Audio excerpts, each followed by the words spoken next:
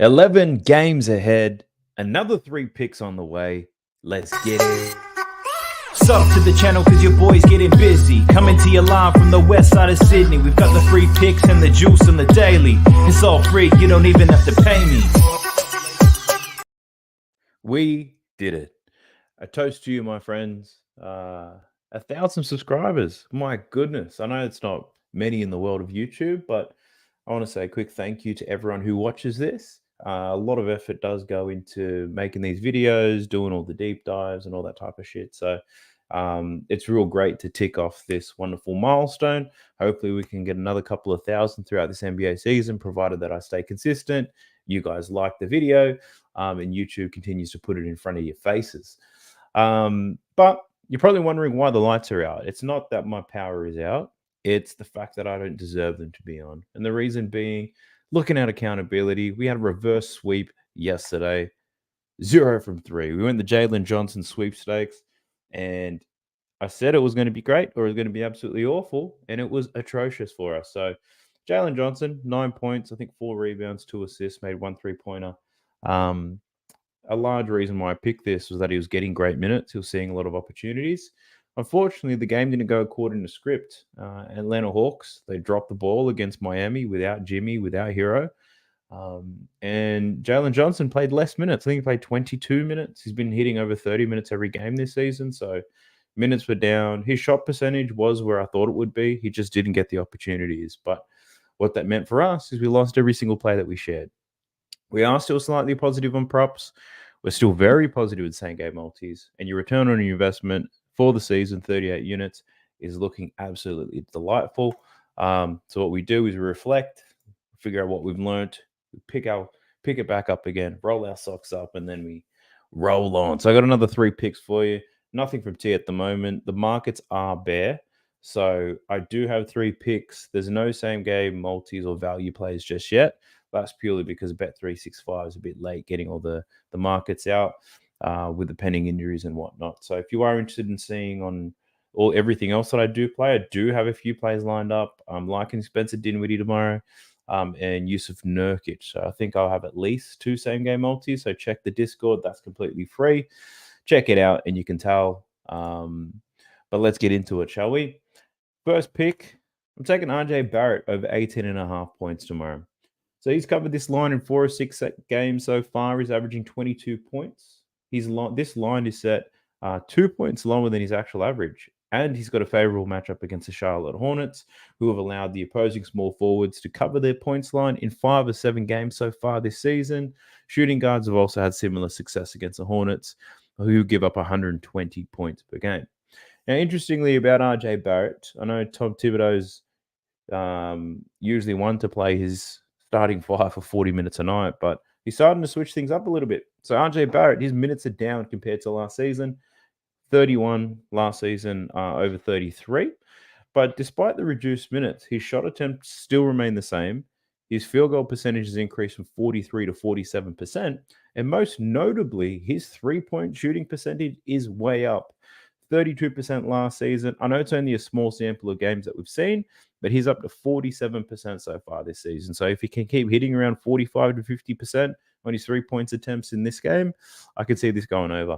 In terms of his matchup with the Hornets, I think he's covered this line quite convincingly against the Hornets, and that's when he was shooting a terrible 3-point percentage. I think he still covered this line in 3 games against the Hornets last season, and in those games, he only made 1 3-pointer. So with his newfound touch from downtown, very confident in RJ Barrett covering this 18.5 points. The next play, the man in the thumbnail, we're taking Benedict Mathurin over 14.5 points. This man absolutely delivered for us not too long ago. I don't see him going absolutely mental like he did against Milwaukee, although I still think there's tremendous value in taking his over 14.5 points. So he's played more than 36 minutes in the last 2 games, which is a key figure because prior to that, he was only playing 24. He's earned the trust of his coaching staff, and he should start to see regular minutes at this pace. The last time I called Mathurin as a play, I said the sportsbook haven't adjusted to him just yet. And in saying that, they haven't overreacted by changing his line too much based on his recent form. So his line has moved up 2 points to 14.5. I'm still more than happy to take that. He's covered this line in 2 out of 3 meetings against the 76ers. Both of those games happen to be in Philadelphia. He actually went under when they played at home. In this upcoming game, it's against the Philadelphia 76ers in Philly, who will be missing Kelly Oubre after he's hit by a car. So hopefully he recovers well. Shocking news. You never want to see something like that happen. But like I said a bit earlier, I don't think there's much value in him to go mental. You can maybe take his points line, but rebound-wise, I don't think he goes absolutely crazy on that. But I do love his over 14.5 points. And then our final play, Derek Lively for the Dallas Mavericks. I'm taking him over 8.5 points. It's $1.93. So in this game, all eyes are going to be on Luka, Kyrie, Zion, and Ingram. But I am liking the line here on Derek Lively. So he's covered this line in 4 out of 8 games. So only 50%. He's had highs of 16 points and lows of 2 points. So he can be rocks or diamonds. But what I love about these types of players is that it's a no-sweat bet.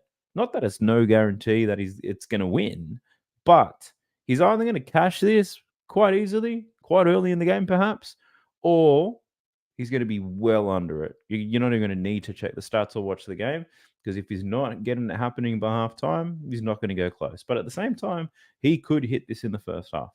So if you don't know who this is, let me sum it up for you. Derek Lively is a 7'1" rookie with great athleticism.